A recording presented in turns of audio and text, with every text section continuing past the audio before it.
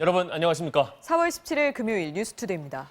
이번 총선에서 기록적인 압승을 거뒀지만 민주당은 무거운 책임감을 느낀다며 몸을 낮췄습니다. 코로나19 사태와 민생경제 위기를 해결하라는 국민의 명령인 만큼 이를 완수하는 데 온 힘을 기울이겠다고 밝혔습니다. 전예지 기자입니다.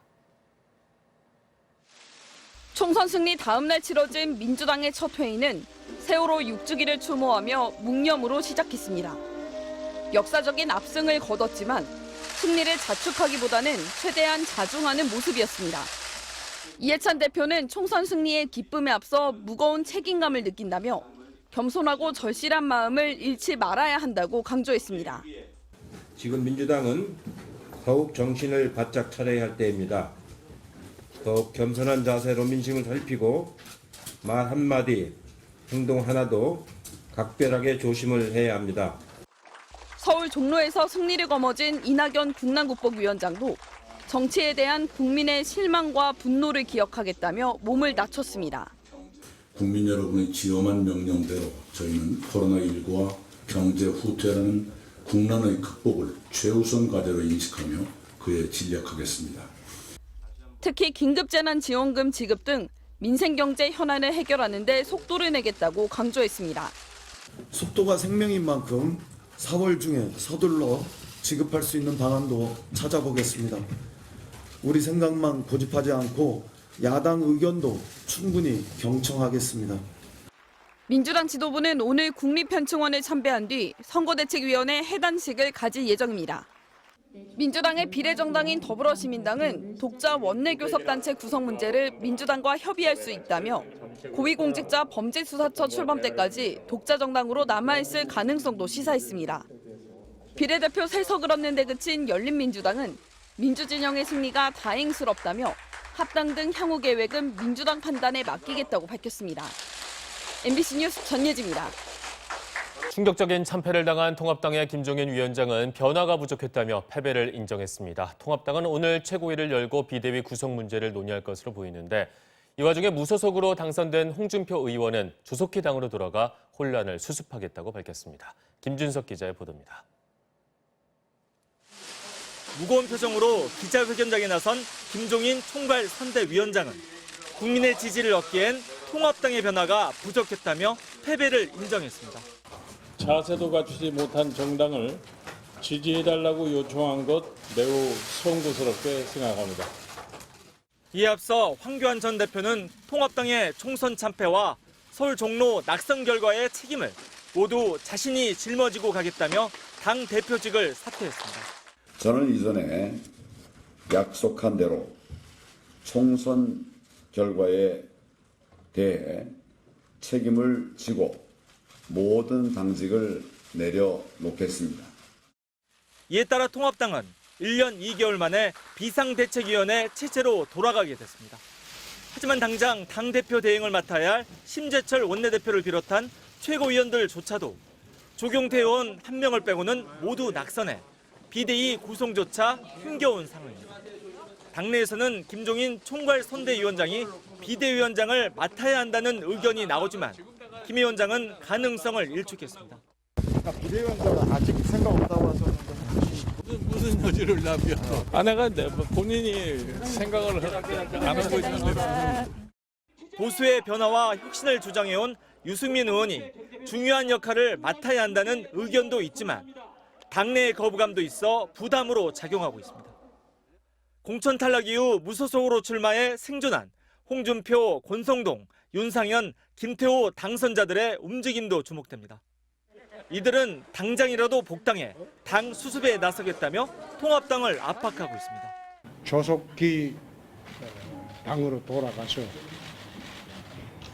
당을 정상화시키는데 큰 역할을 할 수 있도록 통합당으로서는 총선 참패의 충격을 수습할 새로운 지도부 구성이 시급하지만 이를 주도할 만한 리더십조차 붕괴된 상태여서 당분간 혼란은 불가피해 보입니다.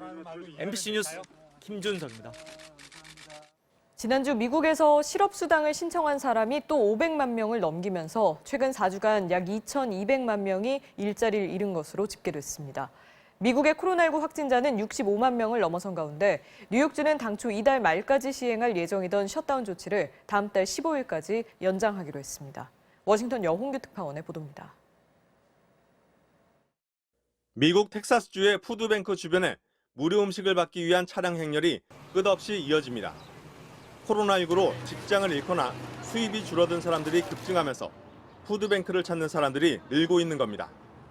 미국 노동부는 지난주 신규 실업수당 청구 건수가 524만 5천 건을 기록했다고 밝혔습니다. 이로써 최근 4주간 코로나19 사태로 일자리를 잃은 사람은 약 2,200만 명으로 집계됐습니다. 미국 연방정부가 코로나19로 타격을 입은 중소기업들을 지원하기 위해 시행한 급여 보호 프로그램은 3,490억 달러, 우리 돈 약 430조 원 규모의 자금이 2주 만에 바닥났습니다. 미국 중소기업청은 현재까지 신청된 160만여 건에 대해 3,380억 달러를 승인했다면서 자금이 소진돼 더 이상 신규 신청을 받을 수 없게 됐다고 밝혔습니다. 미국의 코로나19 확진자는 65만 명을 넘어섰고 사망자는 3만 명을 넘겼습니다.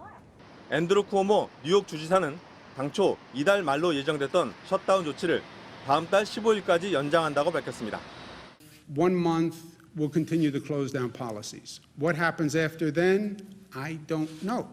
We will see depending on what the data shows.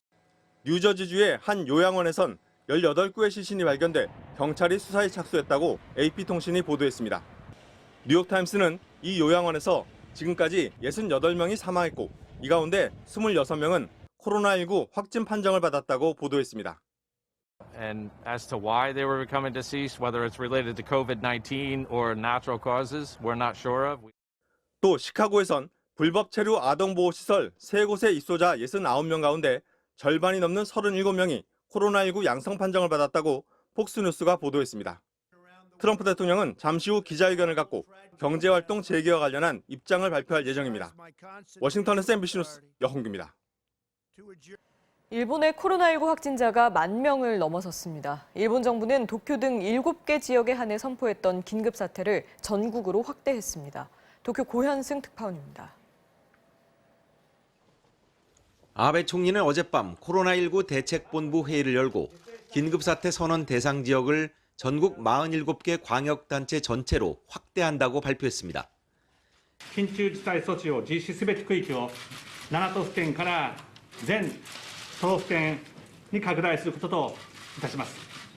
일본 정부는 지난 7일 도쿄와 오사카 등 7개 지역에 대해 긴급 사태를 선언했는데 다른 지역에서도 확진자가 급증함에 따라 범위를 전국으로 넓힌 겁니다.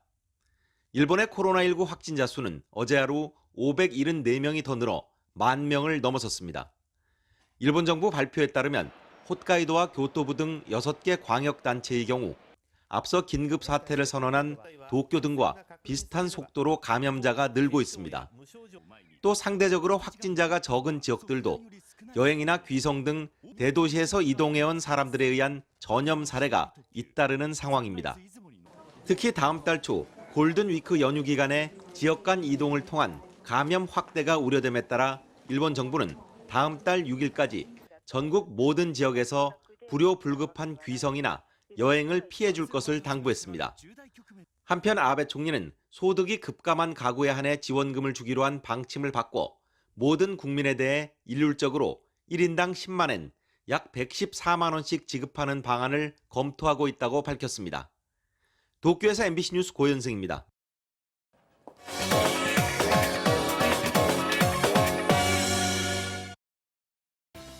코로나19 감염 우려에 카페에 가지 않고 집에서 직접 커피를 만들어 마시는 이른바 홈카페족이 늘었다고 하죠. 커피를 만드는 재미에 홀짝홀짝 하루에도 몇 잔씩 마시다가는 카페인 내성이 생겨 부작용이 나타날 수 있습니다. 커피를 마시면 카페인이 도파민의 분비를 늘려 기분이 좋아지고요. 졸음을 유발하는 아데노신의 활동을 방해해 각성 효과가 있는데요. 커피를 적당히 마시면 심혈관 건강과 심리적인 안정에도 도움을 줍니다. 하지만 지나치게 많이 섭취하면 카페인에 의한 신체 반응이 줄어드는 카페인 내성이 나타나는데요. 잠을 깨려고 커피를 마셔도 효과가 없고 커피를 끊으면 금단 현상까지 유발합니다. 일반적으로 카페인 섭취를 중단하고 12시간에서 24시간 뒤부터 두통과 피로, 졸음 등이 나타나고 이런 증상이 길게는 일주일까지 이어진다는데요. 최근 식품의약품안전처는 카페인 중독을 예방하려면 성인은 하루에 커피를 넉 잔 이상 마시지 말라고 권고했는데요. 커피 전문점에서 파는 400ml 커피 한 잔에는 평균 132mg의 카페인이 들어있고요. 넉 잔 이상 마시면 성인 하루 카페인 최대 섭취 권고량인 400mg을 넘게 된다고 합니다.